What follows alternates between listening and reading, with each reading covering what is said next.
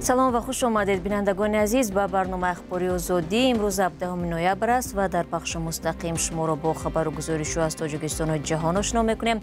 نخست توجه نمایید به سرخط موضوعات. اوریز به جای واتساپ و تلگرام، تاجیکستان مثل روسیه می‌خواهد کاربران از پیام‌رسانی ملی استفاده برند. شبکه برق کلوب اعتراف می‌کند که مقامات معلومات دقیق درباره رجه تامین برق را ندادند. ما روبرات شهر گفتم شما سامانه در هفته‌اینا خاموشکنیان را وارد کنین. و فرماندهان اوکراینی میگویند در جنگ عصر 21 استفاده سلاح بی‌سرنشین فوق‌العاده مهم میباشد. در جایی که تانک نمیگذارد ما میگذاریم. از این رو ما قربانی زیاد نداریم. اما شروع میکنیم از اون که خبرگزاری آزیا پلوس با تکیه به منبع‌هایش از جمله در دادگاه عالی تاجیکستان گزارش داد که ساکن شهر ترسونزاده پرویز اودینایف در پیوند به شکنجه و مرگ پسرش خسرو اودینایف به 25 سال زندان محکوم شد. مقامات در این باره رسما اطلاع ندادند. یک منبع آزیا پلوس 17 نوامبر گفته است حکم 6 روز قبل صادر شد. به قول او دادستان برای اودینایف 27 سال زندان طلب کرد، اما دادرس فرزندان نابالغ داشتن اودینایف را به نظر گرفته حکم را 2 سال پایین آورد. خسرو اودینایف 15 ساله در ماه ایول امسال در پی شکنجه پدرش جان باخت. مقامات گفتند پرویز اودینایف او را به دزدی پول گمانزد دانسته، ولی به جای مراجعت به مقامات خودش تنبیه داده است. این حادثه در حال رخ داد که پارلمان سال پیش پدر و مادران را وظیفه‌دار کرده بود در تربیت کودک از زورآوری از جمله جزای جسمانی استفاده نبرند. بعد روسیه، تاجیکستان هم برای کاربرانش پیام‌رسانی خود را پیشنهاد نموده است. این ضمیمه که از سوی تاجیک تلکام ساخته و با پیشنهاد خدمات علاقه به استفاده داده شده است، اوریز نام دارد. مقامات اصرار می‌ورزند که اوریز صحبت مهاجران را با خانواده‌هایشان آسان می‌کند، اما چیزی که کاربران را نگران کرده است پهلوی امنیتی استفاده از این ضمیمه میباشد. همکارانم زرانگیز نوروشو و شهلای عبدالله در این باره معلومات بیشتر دارند. چه خبر؟ الو بعد میشنوم. سازندگان پیام‌رسانی ملی اوریز تلاش دارند توجه کاربران را با این نقطه به ضمیمه جلب کنند که آن با سرعت پست اینترنت هم کار میکند. به تاکید آنها کاربران میتوانند به مشکل قطع علاقه در بین صحبت گفتگو کنند. خدمات علاقه تاجیکستان روز 11 نوامبر در سامانه‌اش از فعال شدن پیام‌رسانی اوریز خبر داده هدف و ضرورت آن را شرح داد. به گفته این نهاد بعد محدود شدن دسترسی به تلگرام و واتساپ در روسیه هزارها مهاجر تاجیک از نزدیکان خود کنده شدند. با ادعای خدمات اوریز این مشکل آنها را آسان می‌کند. به من این پیام‌رسان از آن جهت پسند آمد که طرز به قیدگیری‌اش خیلی قلای است. به هر صورت در تلفن من وی آسان بارگیری شد و توانستم واردش شوم. اما تمنا میگوید از این ضمیمه هنوز خودش استفاده نبرده است. از نگاه بی‌خطری من حالا نمیدانم، برای همین هم کمتر شبهه دارم به این پیام‌رسان. من مثلا میدانم که تلگرام بی‌خطریش خیلی خوب است. برای اوریز حالا نمیتوانم چیزی گویم. خدمات علاقه میگوید که با پیام‌رسانی اوریز معلومات کاربران در داخل کشور حفظ شده امکان میدهد که مؤسسه‌ها و شهروندان در محیط امن و با اعتماد معاشرت کنند. اما برخی از کاربران و تحلیلگران ضمن بارگیری پیام‌رسان در اپستور به نقطه توجه کردند که به باور آنها بی‌خطری مکاتبه را زیر سوال میبرد.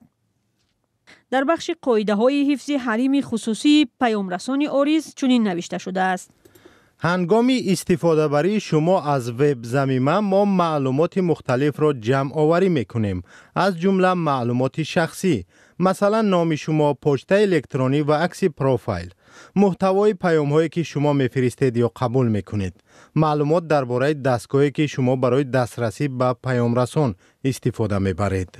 در اونجا نوشتگی است که کارکنندگان به محتوای پیام های گرفته و فرستاده اتان یعنی دسترسی دارند که آنها نگاه داشته می شود. از همین نقطه نظر اگر در زیر مفهوم محتوای پیام ها در نظر داشته باشند که همین خودش چی فرستانده و چی گرفته، یعنی که توانند که خوانند پیام های ما را، پس البته که به یگان طلبات امنیت جواب نمیدهند.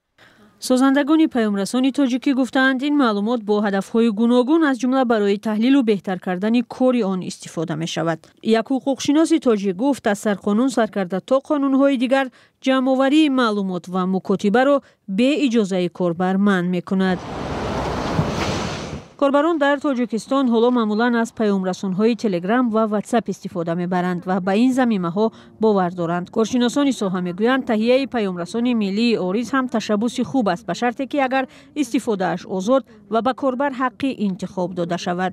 اگر که همه خیلی صفات را داده تواند به مثال تلگرام و رقابت آزاد کنند و یعنی که باز بغیر از این باز بهتر صفتی کارش بهتر شود و همین مسئله امنیتی را نیز به نظر گرفته در سرورهای خودشان نگاه ندارند و یعنی یک چند باز امکانیت های ایلاوگی پیشنهاد کنند شاید که در بین این یا آن قسمت اهالی گیم رایج گردد. معلوم نیست که تا حال چی تعداد از کاربران پیامرسانی تاجیکی را بارگیری کرده و استفاده میبرند. تشبثکاران اظهار امیدواری کردند که با افزایش شمار کاربران برنامه مذکور به برند ملی تاجیکستان در فضای مجازی تبدیل خواهد یافت. کاری که به گفته متخصصان آسان نیست و اثبات آن را میخواهد که قاعده های حفظ حریم خصوصی پر رعایت میشوند. شما برنامه اخبار رادیو آزادی را تماشا دارید. طول هفته‌های اخیر ساکنان منطقه‌های گوناگون تاجیکستان از کمبودی نیروی برق در منزل‌هایشان شکایت دارند. آنها میگویند در اکثر حالت قطع برق رجای معین ندارد. اما شرکت برق تاجیک تا حال رسما جاری شدن لیمیت را اعتراف نکرده است، هرچند گفته است پایین رفتن سطح آب در آب انبار نارک استحصال برق را کاهش داده است. همکارم محمد وفا رضازاده از مشکل بی‌برقی در شهر کولاب گزارش می‌دهد. این شمع اکنون به جای نیروی برق روشنایی می‌آورد. یک کاربر آزادی با فرستادن آن گفته است در یکی از محله‌های کولاب زندگی می‌کند. با گفته ساکنان برق را کدام وقت خواهند کشته و در می‌گیرانند. حالا دیگر با گفته ساکنان وقتی دقیق آمدن برق معلوم نیست. سویتامون کایی که فوران میکشن کایی که فوران میتن همین خیلی میکنن هر شب هر روز بعد بهانه میکنن که ترانسفورماتور کافیده همین خیلی بهانه میکنن به آگاهی سویت میکشن. 2 شب میشود در کلاب و ناحیه های اطراف آن برق در ساعت 21 خاموش میشود. صبح 11 نوامبر از تمام محله های کلاب شکایت رسید که برق نداشتند. در شبکه‌های تقسیم شهر کولاب این بی‌برقی را شرح ندادند. چون این خپودم خاموش‌کنی‌ها بود که رهبران شبکه از وظیفه برکنار شدند. متاسفانه یک سبب اساسی که روبرت شهر کولاب در مجموع رفتن همین خنک نظری بود. شخصا ما کادرای جوان باید همین مسئله خاطی بسیار فعال باشیم که هر چقدر مردم در تاثیررسانی طریق همین صحیفه ها است. حالا نه تنها سامانه شبکه‌های تقسیم برق در منطقه فعال نیستند، بلکه به مراجعت‌ها هم درست پاسخ نمی‌دهند. رسما موسم لیمیت اعلان نشده است، ولی در تمام منطقه مردم از ماه سپتامبر به این سو برقی کم می‌گیرند. یکی از وظایف اولین درجه همین موافقت با مردم و اساس انشاءات اجتماعی میشود تا با حکومت شهر و فعال بودن در سامانه اداره. ما همین سامانه اداره را ما روبرت شهر گفتم شما سامانه در هفته‌انه خاموش‌کنیان را وارد کنین. این تاریکی ها هم از مرکز کولاب بعد ساعت 21 گرفته شده است. از چند محله کولاب در شبکه‌های اجتماعی نوشتند که از صبح برق ندارند. تا تهیه این گزارش برق به ساکنان این محله ها از صبح دادن نشده است. عامل نبودن یا نشدن آن را از صبح کسی تا حال شرح نداده است. اما بگاه قوه برق از ساعتی چند داده می شود اینش هم معلوم نیست. بی‌برقی سبب دیر آماده شدن این گزارش ما نیز گشت. سلام، اگر خط و خبر می خواهید ما داریم. نوید بامدادی، سرخط خبرها، اخبار تاجیکستان و جهان، گزارش ها و تحلیل ها. چی می گذرد و چرا؟ دانستن فهمیدن است. زمینه یا اپ ما را بگیرید. برنامه دوم می‌دهم. سه‌زاده دیگری تاجیکستان که از جانب روسیه به جنگ برده شده به دست نظامیان اوکراین اسیر افتادند از پیوندان خود مدد خواستند. نوار آنها از سوی نظامیان اوکراینی نشر شد. کمش 2 نفر گفتند که از زندان و بازداشتگاه و با وعده رهایی از جوابگری و دریافت شهروندی روسیه به میدان محاربه رفتند. از این پیش هم چند شهروند اسیر افتاده تاجیکستان از مقامات و پیوندانشان کمک خواسته بودند. مقامات تاجیکستان درباره آنها حرفی نمیگویند. تعدادشان فعلا دقیق نیست. جانب اوکراین در ماه فوریه امسال گفته بود که 54 زاده کشورهای آسیای مرکزی که از طرف روسیه می جنگیدند در اسارت آنهاست. طرح دولتی زیستن می خواهم در اوکراین ماه می سال جاری نامی 931 زاده تاجیکستان را نشر کرد که از جانب روسیه در جنگ ضد این کشور اشتراک دارند. همین طرح در ماه سپتامبر روی خط 446 زاده تاجیکستان را منتشر نمود که در جنگ اوکراین کشته شدند. در دشوارترین منطقه مقاومت به تجاوز روسیه به مانند جبهه شرقی پاکروفسک ارتش اوکراینی از ماشین یا خودروهای بی سرنشین استفاده میبرد که همچون درون‌های زمینی نام برآوردند. این خودروها در رساندن اسلحه و مهمات، کوچانیدن سربازان زخمی به جای امن یا حمله به دشمن در جای‌های استفاده میشوند که تانک نمیگذارد. امروز افسران و سربازان حیات خود و ماشین‌های اختراع نموده‌شان را در خطر گذاشته در نبردها شرکت می‌ورزند. ادامه در گزارشی همکارم خیرامان بخوزاده.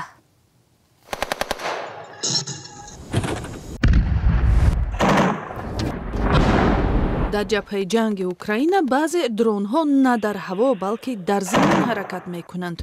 مثل این خودروهای بی‌سرنشین که در منطقه شرقی پاکروفسک اوکراین ضد نیروهای روسیه استفاده می‌شوند.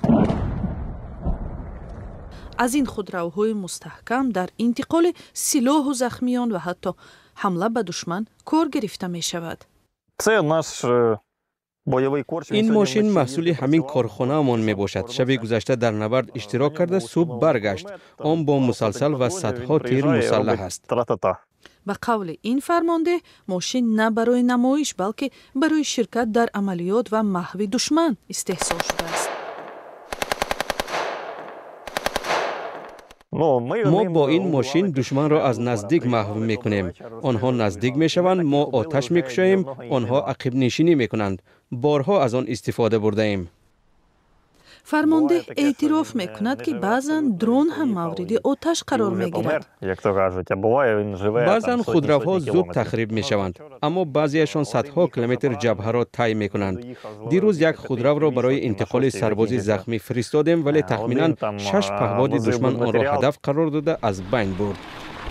شکل و نمود پهپادهای زمینی ارتش اوکراین با تشبس مهندسان نظامی و سربازان جبهه به نیازمندی‌ها مطابق کرده می شود. این درون زمینی می تواند که بدون کمک به واسطه انسان سربازی فوتیده را از جبهه به مکان امن انتقال دهد.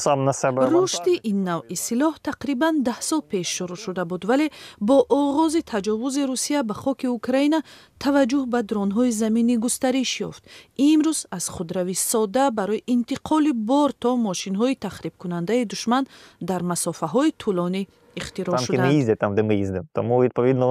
در جایی که تانک نمیگذارد ما میگذاریم. از این رو ما قربانی زیاد نداریم. ما هر روز در همان جایی هستیم که تانک نمیگذارد.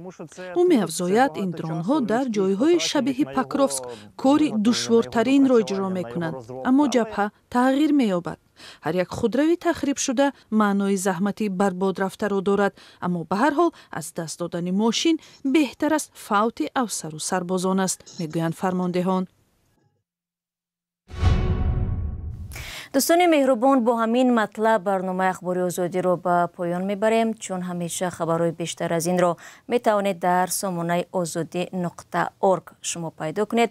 این چنین صفحه های ما در شبکه‌های اجتماعی اینستاگرام، تلگرام و تیک تاک و فیسبوک در خدمت شما عزیزان است. اگر خود شما هم شاید خبر یا حادثه شدید لطفاً با رادیو آزادی در میان گذارید. فراموش نکنید فردا باز با خبرهای نو ما به استودیو برمیگردیم. خود را احتیاط کنید عزیزان و خدا نگهبانتان.